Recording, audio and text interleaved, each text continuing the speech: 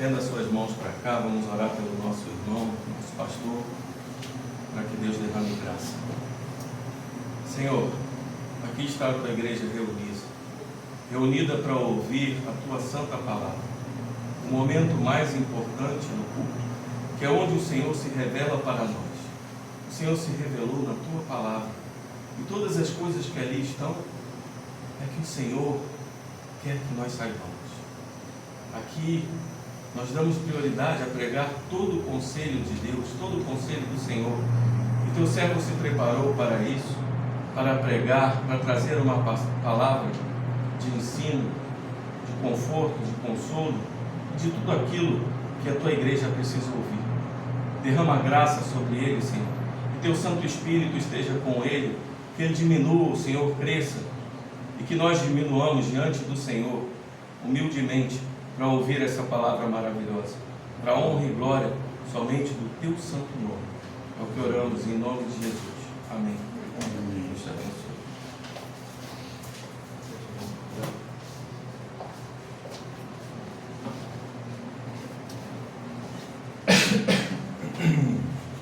Bom dia a todos, podem sentar, por favor.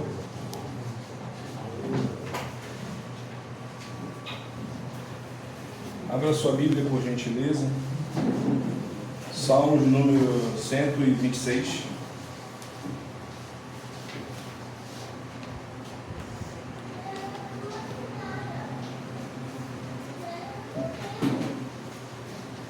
Louvores nos preparou, para esse momento de pregação, momento único da palavra do bom mestre.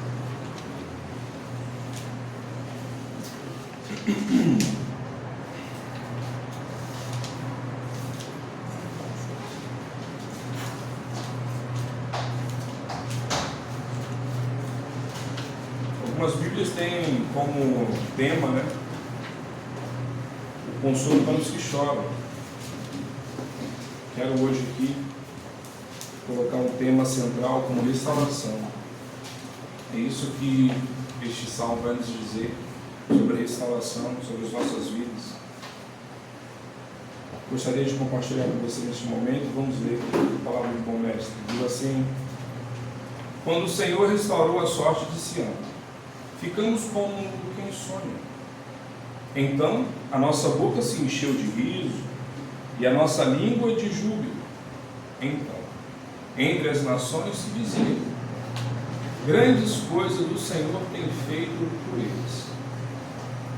Com efeito, grandes coisas fez o Senhor por nós, por isso estamos alegres. Restaura, Senhor, a nossa sorte, como as torrentes do Negueb. Os que com lágrimas semeiam, com júbilo ceifarão. Quem sai andando e chorando, enquanto semeia, voltará com júbilo, trazendo os seus feixes. Amém? Deus é bom, meus irmãos. Bom, aqui você vê que os cânticos de romagem, que assim se diz, também conhecidos como salmos de peregrinação, ou cânticos das subidas, são um conjunto de 15 salmos, que vai do Salmo 120 até o Salmo 134. Do soltério bíblico que expressam os sentimentos dos peregrinos de Israel na sua jornada para Jerusalém. Então, a adoração a Deus no templo, confissão de pecados, esse salmo vai trazer para nós também lembranças das misericórdias do Senhor sobre os seus, sobre a nossa vida. Cada passo ou degrau apresentava para este povo uma lição sobre o relacionamento com Deus.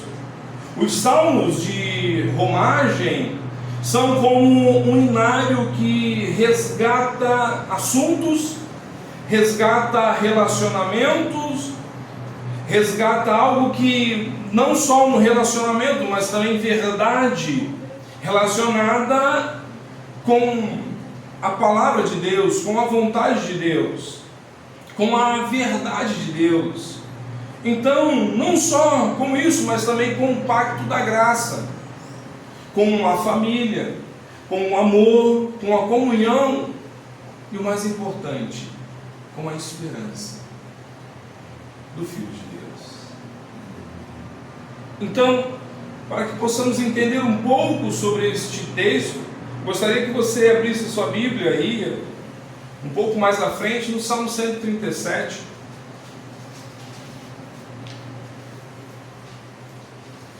Olha o que esse salmo vai dizer. O título desse salmo, talvez na tua Bíblia esteja assim: Saudades da minha pátria. Vai dizer assim, ó: às margens dos rios da Babilônia, nós nos assentávamos e chorávamos, lembrando-nos de Sião, nos salgueiros que lá havia, pendurávamos as nossas harpas, porque aqueles que nos levaram cativos nos pediam canções, e os nossos opressores que fôssemos alegres, dizendo: entoai-nos algum dos cânticos de Sião. Como, porém, haveríamos de entoar o cântico do Senhor em terra estranha, se eu de ti me esquecer, ó Jerusalém? Que se resseque a minha mão direita, apeguem-se-me a língua ao paladar, se me não lembrar de ti, se não preferir eu, Jerusalém, a minha maior alegria. Contra os filhos de Edom, lembra-te, Senhor, do dia de Jerusalém, pois diziam: arrasai-a até os fundamentos, filha da Babilônia, que hás de ser destruída. Feliz aquele que te dera o pago do mal que nos fizeste. Feliz aquele que pegar teus filhos e esmagá-los contra a pedra. Não pode haver dúvida de que a experiência no exílio foi algo amargo para o povo hebreu. Mas a restauração aqui, a pátria, trouxe uma intensa alegria a este povo. Embora o povo não pudesse cantar em Babilônia, quando foram trazidos de volta a Judá, entoaram cânticos de alegria. Então, o Salmo 126 expressa algo da maravilha do que Deus fizera por seu povo. Minha vida, a sua vida, nossa família, a nossa igreja está precisando de restauração. Essa é a grande realidade que nós precisamos e passamos nos dias de hoje, nos últimos tempos. Não estamos sendo tudo o que deveríamos ser. Algo está faltando. Está faltando poder espiritual, unção do Espírito Santo, está faltando fome de Deus, está faltando paixão pelas almas perdidas. Nós precisamos de restauração antes de qualquer avivamento. Essa é a grande realidade que precisamos. Inclusive a Igreja do Brasil. Nós oramos muito para um avivamento, mas esquecemos que nós precisamos de restauração. Nem sempre estamos onde queremos, ou temos o que desejamos. Essa é a grande realidade. A vida é cheia de altos e baixos. Os nossos dias depois da queda do Éden são só de quê? Canseira, enfado. Mas sim, temos força, vigor, alegria. Mas elas nunca perduram o tempo todo. Quem é que fica de segunda a segunda sorrindo até a orelha? Às vezes você está talvez num aeroporto e vai pedir um café, a pessoa vai e te entrega um café, falta um pouco de jogar o pão de queijo em você, e você para analisar e fala assim: rapaz, o que está acontecendo, né? Você vai no restaurante, as pessoas já não te tratam como te tratavam antigamente. A vida está corrida. A vida de Marta está corrida demais. Mas quem não sente falta da vida de Maria?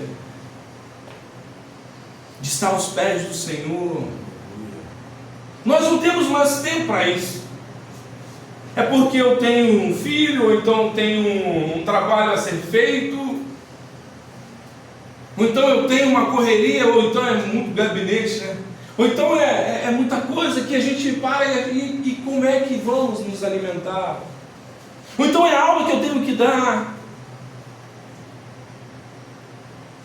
Ou então é um amigo que eu tenho que receber na minha casa. Os meus familiares. É o meu chefe. E fala que eu tenho que trazer trabalho para casa. O tempo é estranho. Então nem sempre nós estamos alegres. Nem sempre a nossa vida tem vigor. Por mais que exista. Mas eu percebo que nos últimos anos nós estamos tendo mais enfado e canseira do que anteriormente. Hoje, se eu perguntar aqui para vocês quem está cansado, todo mundo praticamente vai levantar a mão, meu amigo. Porque é um cansaço que a gente não sabe de onde vem. Mas é uma realidade. Mas sabe o que nós somos pegos? Somos pegos no seguinte, que quando alguém chega para você e fala assim, você está cansado? E aí você fala assim, cara, não estou cansado de fadiga do corpo, mas espiritualmente.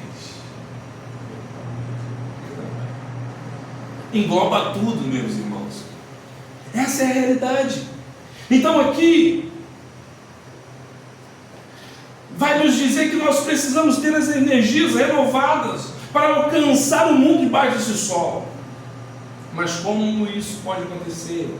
O inário dos peregrinos aqui, o salmo que acabamos de ler, é o inário dos altos e baixos da vida de uma pessoa que passa pelos seus problemas cotidianos. Eu poderia trazer aqui uma mensagem dizendo que você teria que entrar no ano de 2025 pé direito, que é assim que acontece. Depois da mensagem de Natal, é a mensagem da promessa. Promessa não do Filho de Deus, mas a promessa que eu vou fazer o quê? Uma nova dieta. Eu vou visitar os meus parentes. Uma promessa que eu vou modificar alguma coisa, porque eu preciso estar feliz comigo mesmo. Poderia trazer. Mas como que você vai ser restaurado se não houver uma palavra vindo da parte de Deus para você entrar em 2025? Alegre. Convicto que existe uma esperança e essa esperança está no Filho de Deus. Então este salmo fala de cansaço, do medo, fala da angústia e ao mesmo passo convida o peregrino a subir mais um degrau. Este salmo é o degrau, queridos, para o povo de Israel na época, quando eles estavam indo para Jerusalém, cravando os olhos na misericórdia do Eterno, do Altíssimo Deus. Então este Salmo 126 fala-nos de restauração e descreve 3 períodos na vida do povo de Israel. Olha que incrível. Ele fala o seguinte, que é, primeiro, o passado. Então do verso 1 ao 3 vai dizer que temos uma história de salvação a contar, um passado de glória a agradecer a este bom Deus. Então eles estavam subindo, entendendo que no passado eles passaram por algumas questões. A história deles já está dizendo, e é por isso que eles sobem cantando louvores a Deus, porque no passado Deus os livrou. Mas o segundo ponto aqui também ele fala do presente. Do verso 4 vai falar do presente, Ou seja, temos um desafio presente a enfrentar. Um presente de quê? De crise. Mas também o Salmo não vai falar somente do passado e presente, também fala do futuro, do versículo 5 e 6. Temos um investimento futuro a ser feito.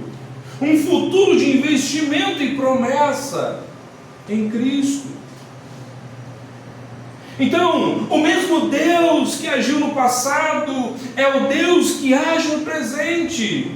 O mesmo Deus que restaurou no passado é o Deus que restaura no presente. O mesmo Deus que tirou o seu povo dos grilhões, do elo, da algema, da corrente da escravidão, é o que restaura, é o que restaurou o povo à sua terra.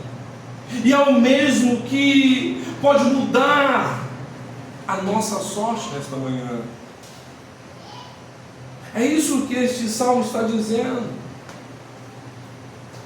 Então, nessa introdução, uma pequena introdução, você pode enxergar que Deus pode restaurar qualquer um.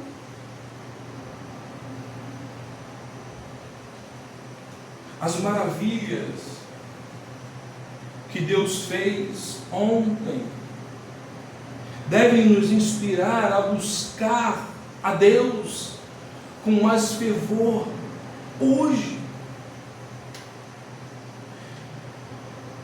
Nós somos uma igreja, queridos, perseguida historicamente. O que você puder ver na história, você vai ver que nós somos uma igreja perseguida. Mas não vivemos apenas de história. Nós não moramos no passado. O nosso Deus fez, faz e fará maravilhas pelos seus. Não vivemos apenas de lembranças. A intervenção de Deus é contemporânea. A intervenção de Deus é maior que a nossa expectativa. A gente pensa no livramento, Deus dá mais do que isso. O problema é que nós, seres humanos, nós temos e colocamos dentro do nosso coração algumas expectativas. Mas quando nós olhamos para Deus agindo no presente, é algo muito maior do que a gente planejou. O povo tinha perdido a liberdade, a pátria. O povo perdeu o templo, perdeu a família, perdeu o culto, perderam as festas. Então o povo foi cercado de fome. O povo foi cercado de espada. O povo foi cercado de maldição, acabando na escravidão em Babilônia. Então aqui você vê o povo falando do passado. E nesse passado o povo estava entregue à crise da desinstalação, às margens dos rios da Babilônia. Foram arrancados do seu lar, seus vínculos foram quebrados, perderam seus bens, perderam suas famílias, estão onde não gostariam de estar. Então você vê o povo tendo uma crise em sua pátria. Então acaba tendo a crise da apatia coletiva. E aí eles falam, nós nos assentávamos. Apatia é desânimo crônico. A morte da esperança. Então é posta que a crise é imutável, é aceitar o caos. Todos estão apáticos agora. Então eles acabam tendo uma crise da melancolia. E chorávamos, eles vão dizer. Então juntos eles faziam um coral do gemido, a orquestra do lamento, a sinfonia do soluço. Eles não estavam mais cantando, eles não sonhavam mais, eles não estavam mais reagindo à crise. Apatia coletiva, melancolia, e acaba tendo uma crise da nostalgia. E eles falam, lembrando-nos de Sião.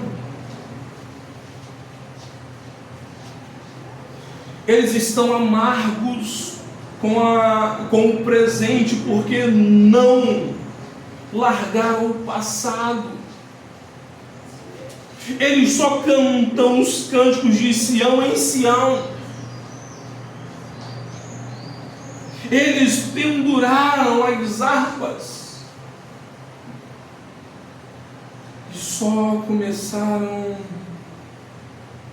a ter tristeza. Não tinham mais esperança. E aí acabam numa crise da mágoa incurável. O Salmo 137, do verso 5 ao 6, diz que eles olhavam para o futuro apenas para pedir um holocausto, para pedir vingança. Aqui, meus irmãos, podemos lembrar algo que aconteceu realmente no passado. Deus quebrou o orgulho de Nabucodonosor. Deus abriu o coração do rei Medo-Persa. Deus abriu as portas do cativeiro e libertou o seu povo. A libertação não é obra humana. A libertação é a intervenção sobrenatural de Deus. Não é porque eu quero, mas sim porque Deus tem misericórdia. É Deus quem restaura. É Deus quem nos tira da cova. É Ele quem nos põe de pé. É Ele quem nos faz sonhar de novo. É Ele quem nos enche de poder. E aí a intervenção de Deus produz em nós alegria indizível. É aí que a intervenção de Deus produz impacto nos outros e nos torna-se um poderoso testemunho entre as nações. Veja, verso 2, parte B. A intervenção de Deus gera reconhecimento sincero do seu povo. Foram grandes coisas que foram feitas, mas não foi o homem que fez, mas sim o Senhor que fez. Essas grandes coisas que Deus fez foram feitas por nós e não contra nós.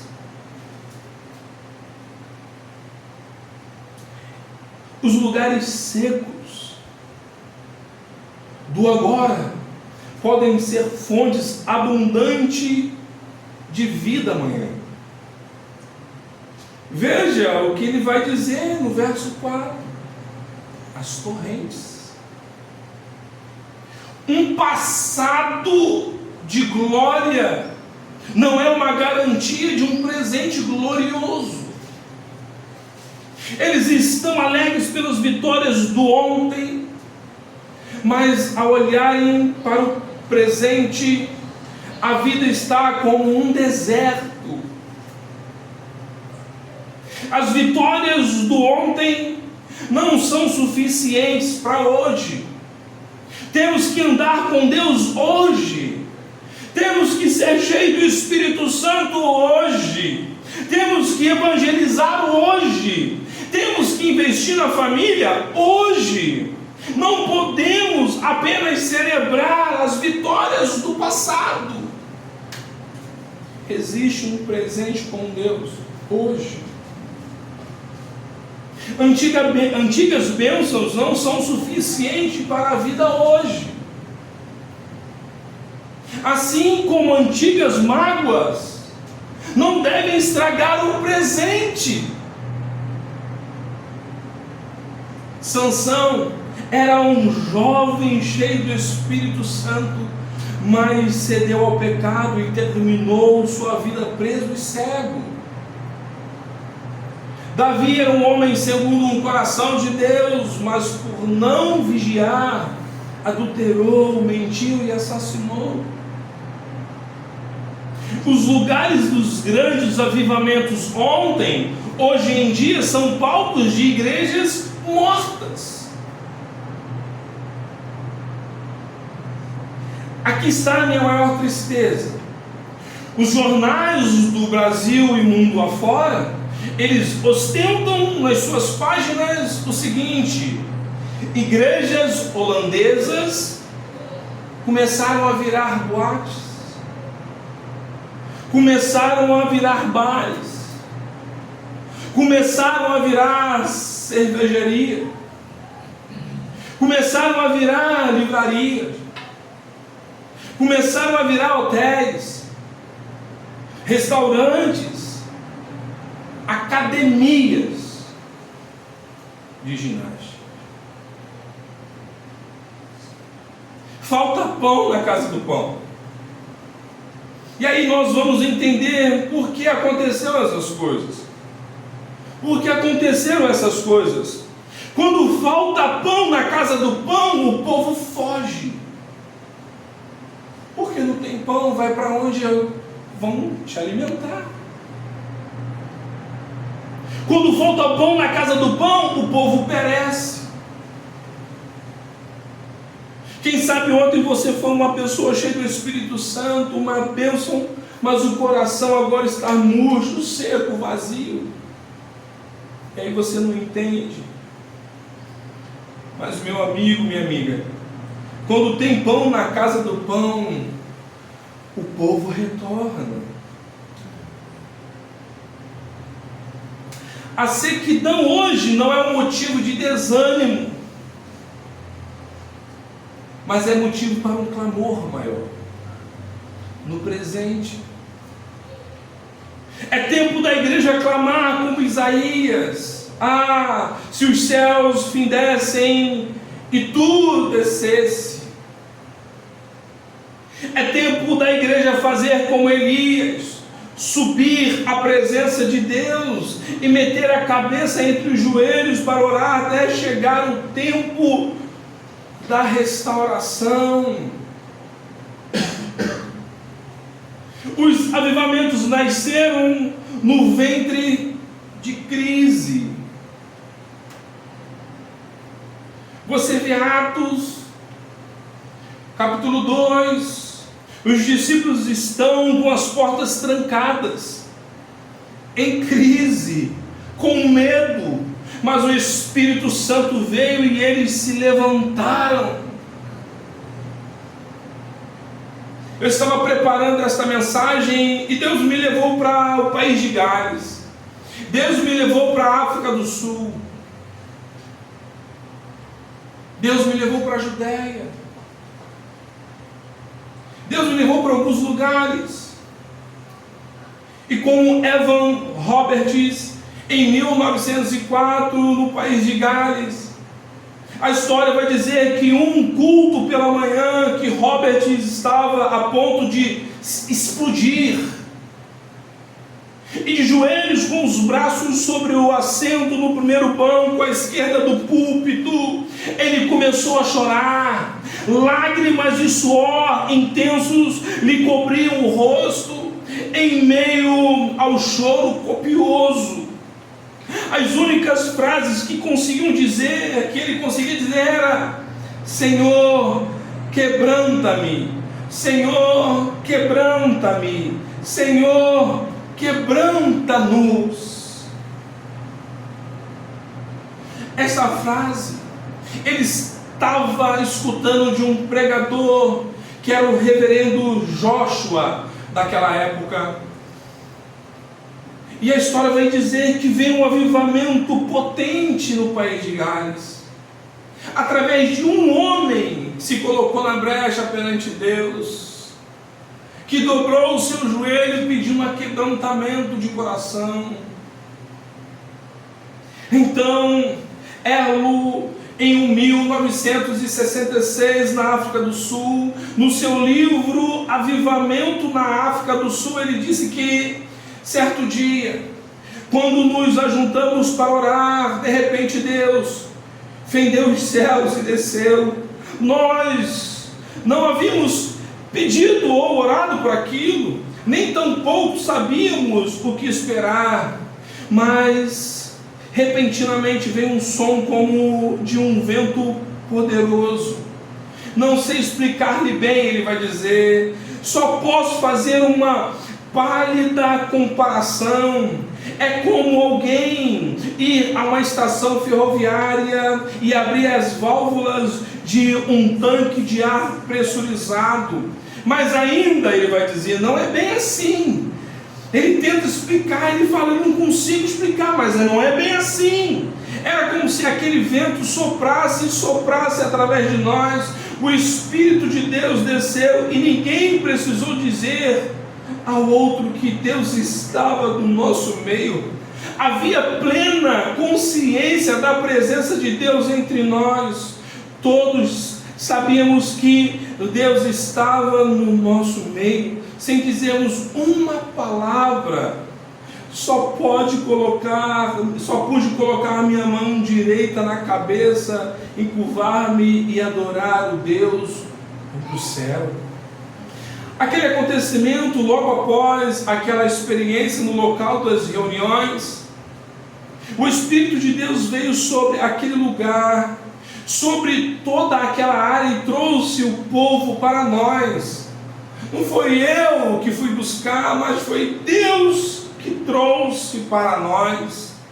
A primeira pessoa a vir ao lugar das reuniões, que é a minha casa, foi uma feiticeira que vivia a 7 quilômetros de distância e que tinha uma escola para a formação de feiticeiros.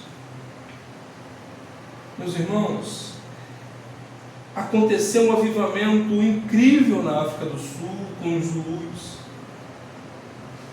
Interessante que a vida deste homem, quando ele foi ordenado, ele falava assim: Deus, eu vejo na Bíblia que o Senhor fez grandes coisas através dos apóstolos, e eu me entregando a Ti, orando a Ti, eu não vejo esse avivamento, esse mover.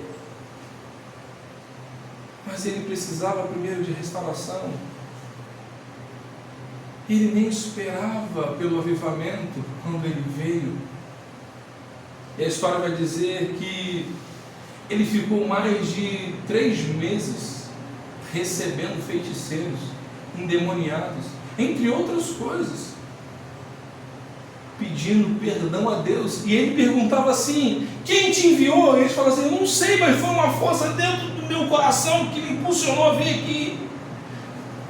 O mais interessante é que eles ficaram no quintal do pastor lá na África do Sul e começaram a chorar copiosamente, pedindo perdão pelos seus pecados. Mas quando o pastor começava a conversar com eles, eles falavam assim: eu não sou digno disso, eu não consigo.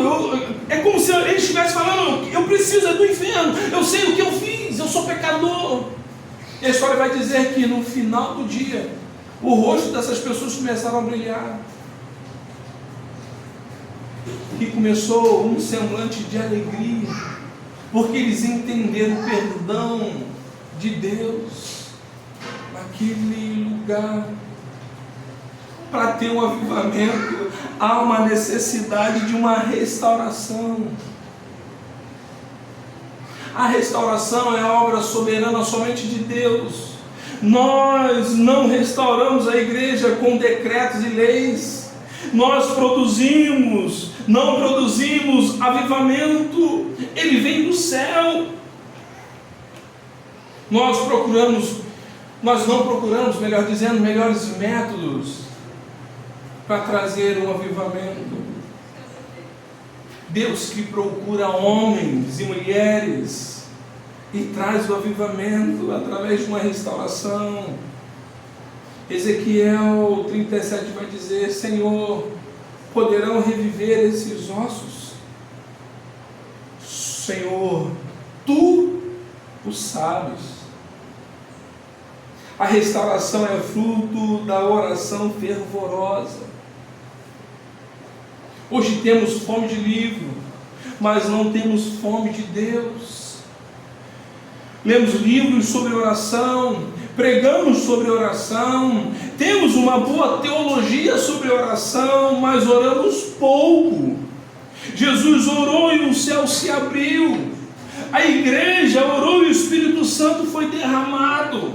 Elias subiu e a chuva caiu em oração.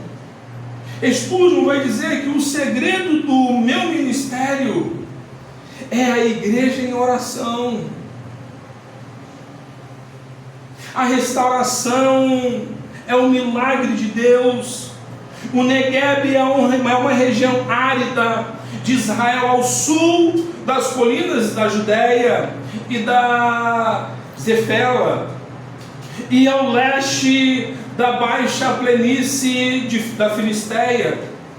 Localização das cidades de Bezeba e Ziclag, de Gerar.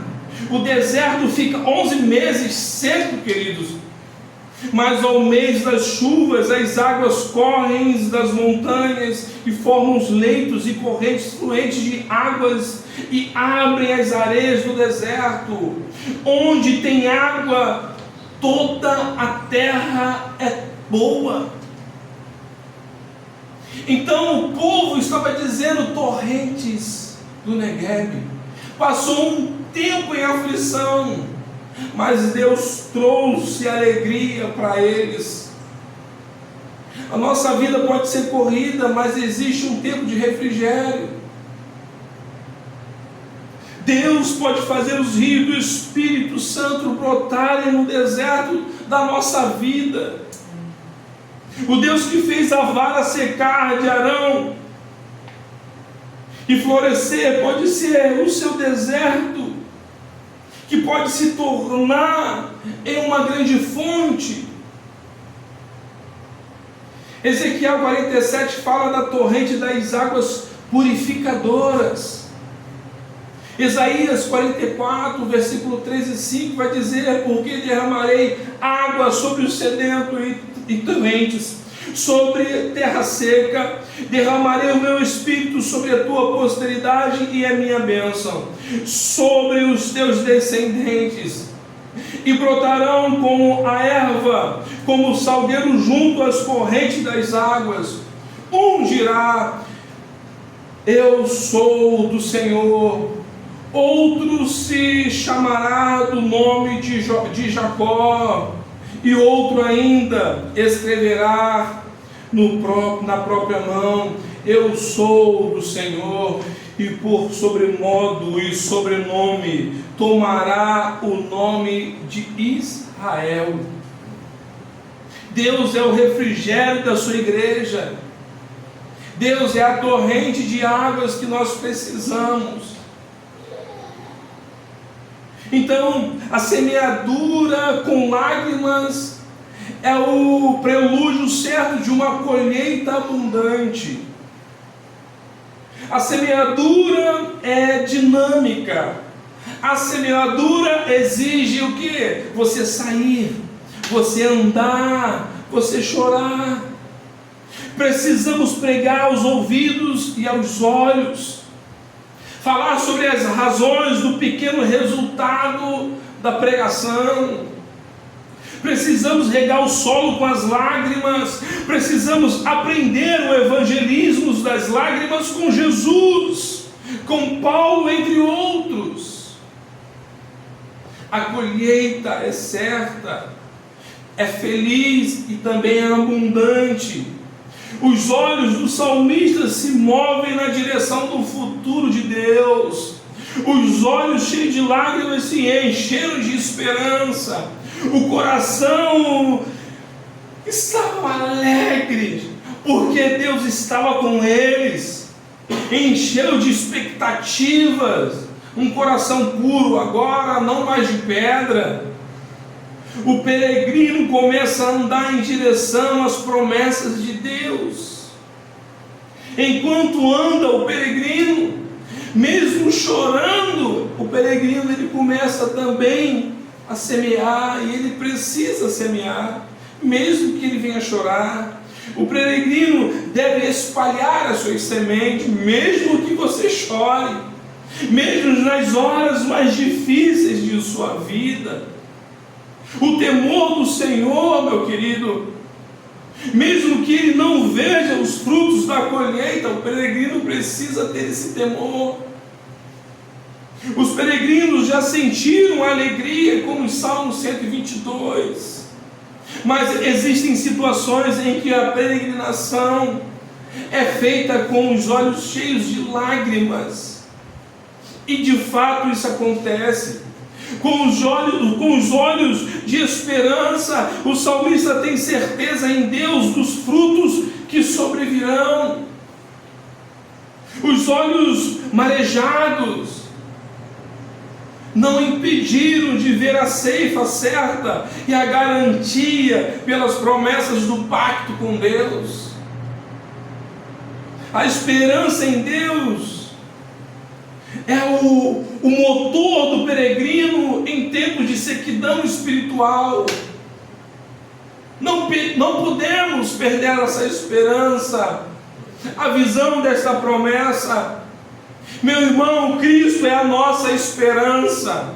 Éramos escravos do pecado, porém na cruz o Senhor rasgou o escrito de dívida que constava em o nosso desfavor. Jesus é a nossa passagem para Deus, e glória a Deus por isso. Além do rio azul, Ele é a nossa Páscoa, e por Ele somos declarados justos e perdoados diante do Senhor. Ainda que tenhamos tamanha certeza do que Cristo fez por nós, alguns experimentarão momentos de sequidão espiritual. Molhamos a Bíblia com lágrimas, participamos do serviço de adoração com sentimento de tristeza, muitas das vezes.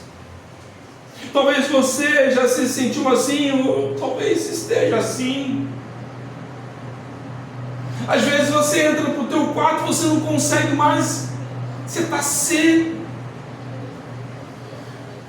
Você só pensa no passado como Deus te livrou, e aí você não sabe no presente como é que Ele vai te livrar. Mas eu tenho uma declaração: continue a andar semeando com a sua lágrima, meu irmão, minha irmã. O Salmo 126 deve ser lido com a luz do Evangelho. Cristo nos arrancou do cativeiro do pecado. No final de todas as coisas, Ele virá e enxugará dos vossos olhos todas as lágrimas. Continue caminhando pela fé, não pelos sentimentos. Se cremos em Cristo, semearemos em tempos de alegria e também em tristeza. Lembre-se, o Senhor vai enxugar dos nossos olhos toda lágrima e nos dará eterno descanso. Somente nele não haverá mais choro, não haverá mais tristeza. Continuaremos, queridos, na nossa caminhada. Eu digo para você, continue nessa peregrinação. Deus nos dará alegria plena. Deus vai mudar a nossa sorte de uma vez por todas. Ore para que o Senhor derrame o seu poderoso avivamento em você. Uma gota da sua misericórdia é o suficiente, meus irmãos, para encher o nosso coração de alegria e renovar as nossas forças. É o que precisamos. Se está difícil, chame por Ele, porque Ele é o único que pode nos livrar. Eu sei que nós temos um passado, mas precisamos viver agora. Eu quero te convidar a ficar de pé neste instante.